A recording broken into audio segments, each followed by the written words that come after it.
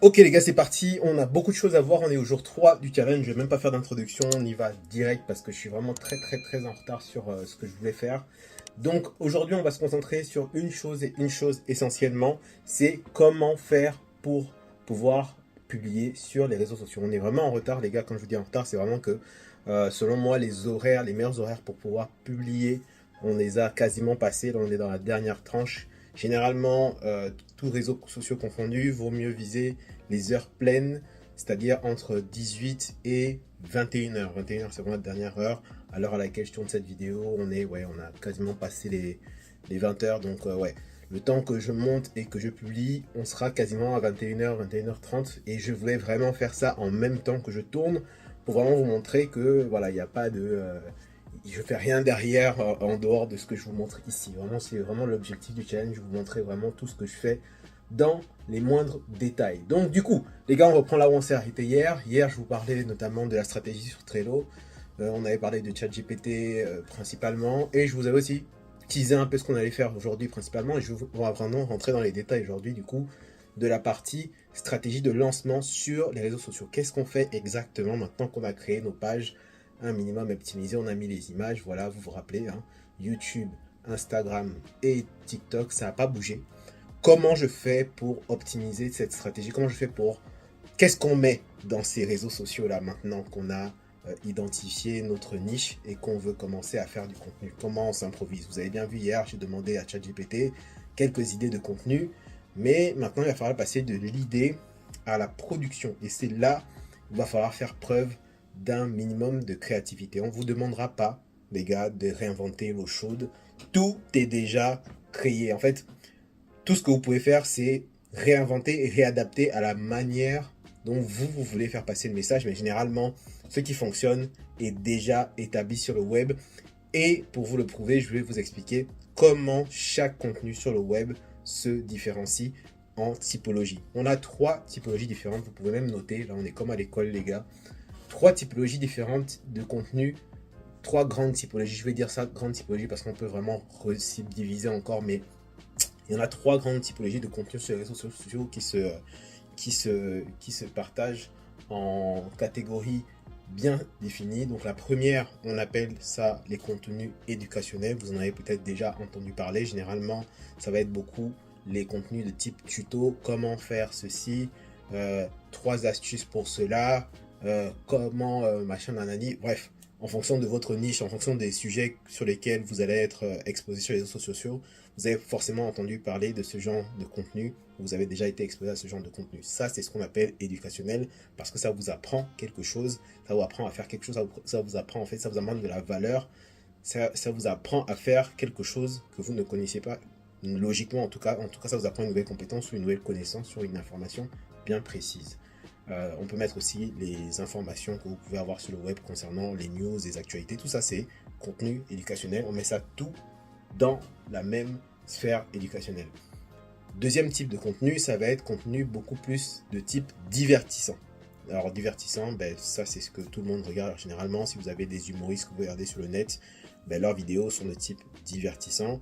Il y a aussi pas mal d'autres vidéos qui voilà, vont vous amener des émotions un peu comme la joie, la gaieté. Vous allez rigoler en regardant les vidéos.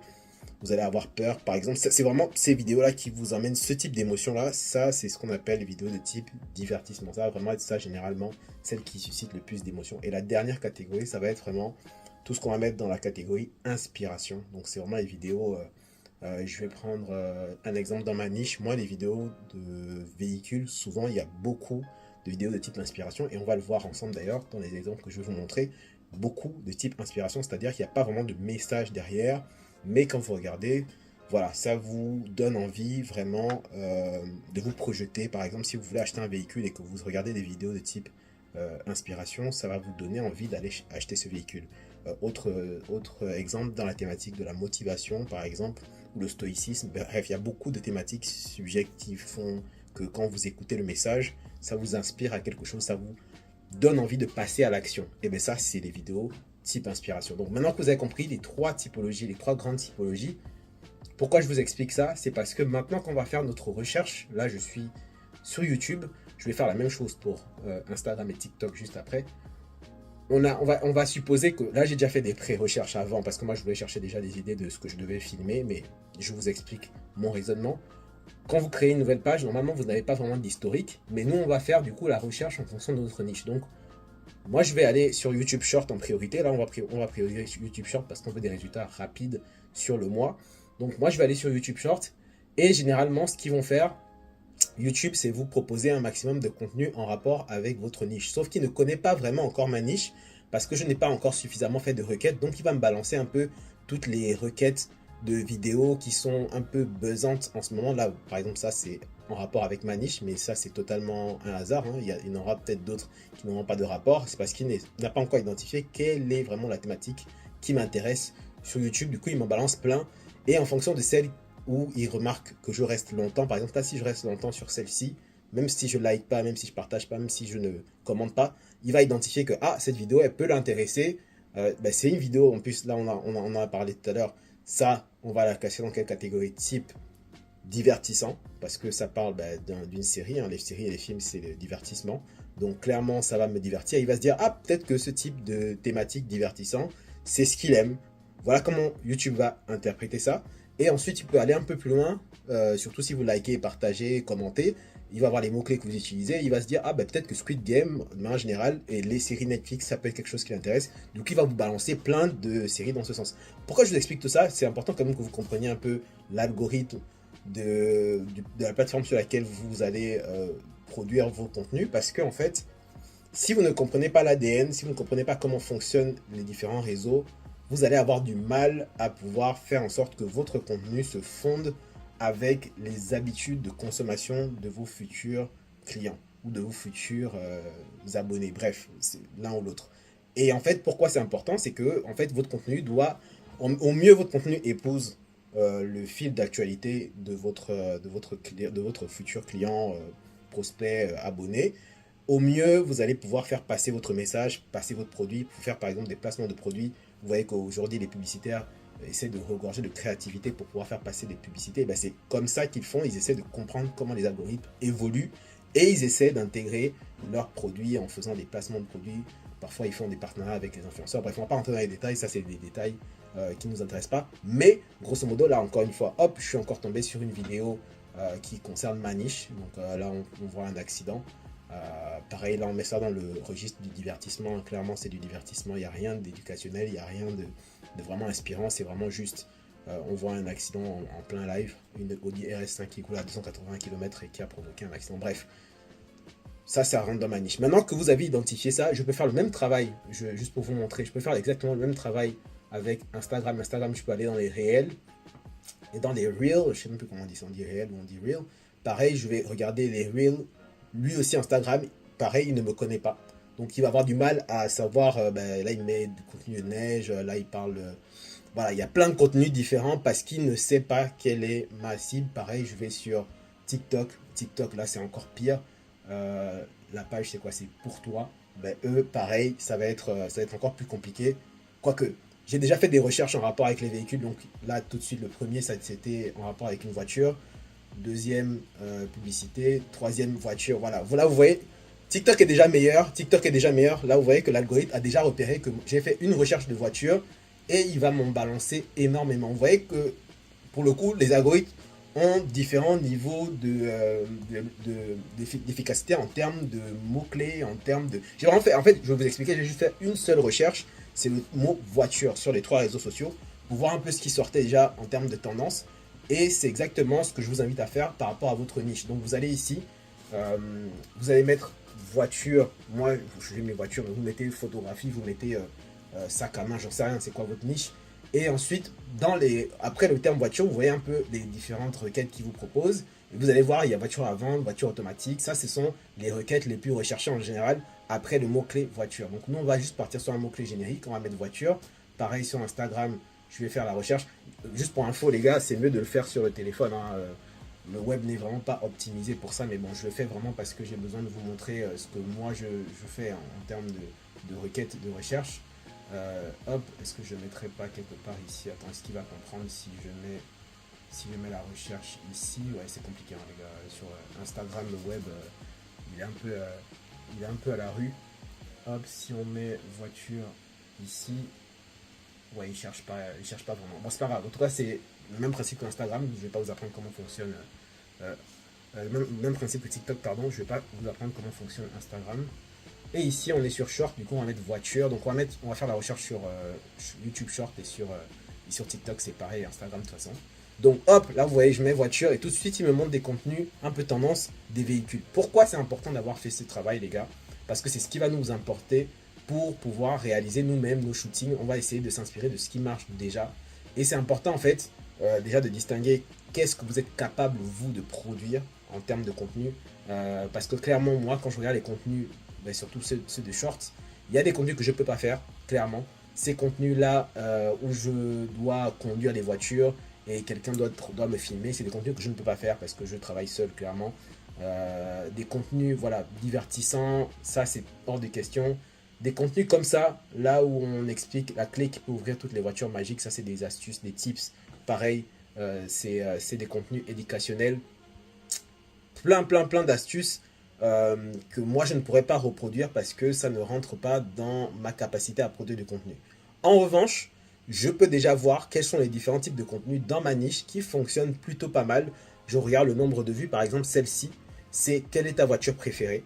Ça, c'est un type de contenu pour le coup où même si clairement ça va être compliqué pour moi de le réaliser dans le même type de format, sur le même angle, mais je peux retenir que l'idée entre le fait de comparer deux voitures et en le proposant aux gens, c'est un contenu qui peut plaire. Là, il y a quand même pas mal de vues, je crois qu'il y a 1 million de vues et beaucoup de likes. Et en fait, ce qui réussit, c'est surtout que on arrive à proposer à une personne en faisant le type un peu de format micro-trottoir, de lui faire en fait réagir par rapport à ça. Et c'est ça que les gens adorent. C'est un peu divertissant à la fois, mais aussi il y a un petit côté éducationnel pour montrer un peu aussi quels sont les différents types de véhicules qui sont actuellement en vogue et surtout ceux que ce jeune monsieur, je sais même pas c'est qui, apprécie énormément. Donc là, il y a un avantage à pouvoir exploiter, c'est que vous pouvez utiliser cette méthode-là pour pouvoir vous approprier la stratégie de contenu, c'est-à-dire que vous allez pouvoir faire en fait dans votre stratégie de contenu la question quelle est votre voiture préférée entre deux types de marques. Ça c'est pour ma niche, hein, les gars. Si vous êtes dans une autre niche, quel est votre sac préféré, quel est votre appareil photo préféré, quelle est votre coiffure préférée, etc., etc. Vous avez compris le principe. Mais là, je l'ai volé, clairement, je l'ai volé. C'est même pas ChatGPT qui m'a suggéré, mais je l'ai volé parce que je le vois, c'est un contenu qui peut fonctionner. Donc, dans ce format-là, moi, je dois le réadapter à la manière dont je le fais. Spoiler alert, c'est pas le type de contenu sur lequel je suis parti. Et je vais vous expliquer pourquoi, pour des raisons très simples. Moi, j'ai fait avec les moyens de bord pour commencer. Donc, ce que j'ai fait, c'est que j'ai tourné quelques vidéos, j'ai fait quelques clips. Je vais les publier maintenant. Là, clairement, j'ai déjà fait toutes les recherches. En fait, là, je vous montrais juste en amont, moi, ce que je devais faire comme requête et pourquoi je le faisais. Mais j'ai déjà fait toutes les requêtes.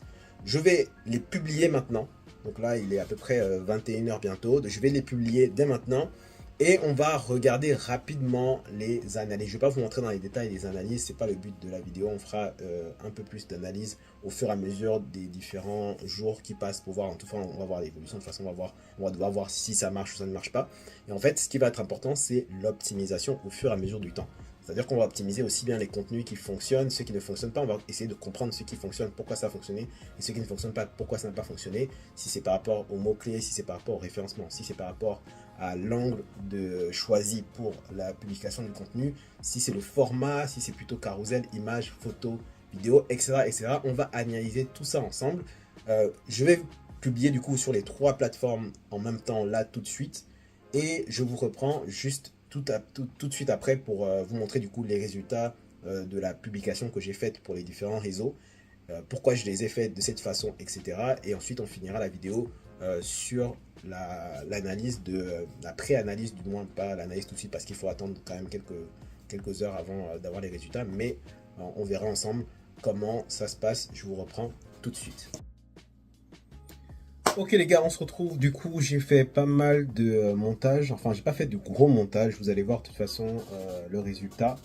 Et concrètement, on va rapidement faire une pré-analyse des résultats, voir en termes de rendu ce que ça donne. Donc, je vais le redécouvrir ensemble avec vous sur le profil. Moi, je l'ai fait sur mon téléphone du coup, et je vais le redécouvrir sur le profil avec vous. Donc concrètement, là c'est la première publication sur TikTok. Ok, ça c'est Instagram. Merci pour la suggestion. Hop, on va aller dans notre profil, voir ce que ça donne. Est-ce qu'on peut avoir... du coup, on n'a même pas accès à... Vraiment, Instagram, les gars, sur web, faut oublier, en fait, faut oublier. Bon, écoutez, je pense que je ne verrai pas le résultat tel que je le voulais sur Instagram, mais c'est pas grave. On va regarder sur, du coup, YouTube, par contre, qui s'affiche normalement sur notre profil. Hop, c'est par où le profil? C'est profil short, hein. Hop, on va mettre notre profil, afficher notre chaîne. C'est tellement évident. Ok les gars, donc là on vient de publier littéralement il y a quelques secondes.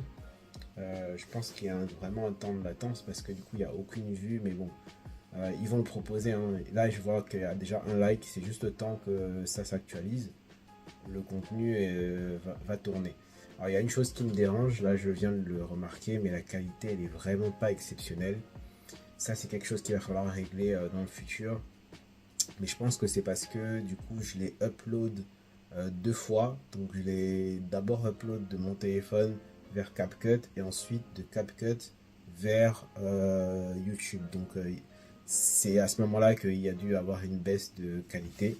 J'ai pas fait attention, mais c'est quelque chose qu'il faut vraiment régler sur YouTube. Surtout, il faut avoir une qualité irréprochable. Vous pouvez pas vous permettre de publier comme ça. Mais bon, bref, c'est pas grave, les gars, c'est pour le test. C'est le premier, c'est la toute première vidéo. Moi, je m'inquiète pas du tout pour YouTube. Ça va venir avec le temps. Je suis vraiment désolé, les gars, Instagram, je peux juste pas vous montrer, malheureusement. Mais ce qu'on va faire, c'est que dans la vidéo de demain, je vais directement vous faire un screen de mon téléphone. Ce sera beaucoup plus simple et beaucoup plus visible. Et dans ce cas-là, je vous montrerai directement le résultat sur mon téléphone. Je vous partagerai, un peu comme je partage mon écran là, je vous partagerai directement les résultats sur mon téléphone. Et on verra à partir de demain quand ça aura un peu tourné. Malheureusement, là, comme je vous ai dit, hein, là, on a publié à la pire heure. Voilà, il est quasiment 22 h. On a publié à la pire heure possible. L'idéal, c'est vraiment de viser les 18 h. Comme ça, au moins, vous avez le temps que votre vidéo tourne. Et je vais vous expliquer demain, là je laisse un peu tourner, comme ça on va vraiment faire une bonne analyse demain, je laisse un peu tourner, je vous expliquerai demain pour quelles raisons j'ai fait ce type de vidéo là, donc là vous voyez vraiment clairement à l'écran pour TikTok en tout cas c'est bien visible, et Instagram c'est, YouTube par contre c'est exactement la même chose, et je vous expliquerai pourquoi j'ai choisi ce type de vidéo là, qui est de type, pour le coup si vous avez bien suivi, plutôt de type divertissant. Bon, je vous expliquerai tout ça demain. On va s'arrêter là pour l'épisode 3, donc j'espère que ça vous a aidé en tout cas à comprendre un peu mieux l'ADN des différents réseaux sociaux. C'était vraiment l'objectif pour moi de cet épisode, c'était vraiment je dis épisode comme si on était sur Netflix, mais de ce 3e jour, c'était vraiment d'essayer de vous faire comprendre les algorithmes des différents réseaux sociaux. Et si vous comprenez ça les gars, franchement si vous comprenez ça, vous avez déjà 50% du travail qui est réalisé. Les autres 50%, on verra ça au fur et à mesure, mais vraiment déjà les algorithmes, essayez vraiment de comprendre ce que eux ils veulent que vous publiez en fonction de votre thématique. C'est déjà, vous avez déjà fait beaucoup de chemin. Et donc du coup on se retrouve demain les gars. Merci à tous pour vos commentaires et vos encouragements, vos likes. Je vois tout le monde, donc je réponds à tout le monde, absolument tout le monde. Si vous avez des questions encore une fois jusque là, n'hésitez pas à me le dire, je répondrai. Et on se retrouve du coup demain pour le jour numéro 4 pour la suite de notre challenge. À toutes.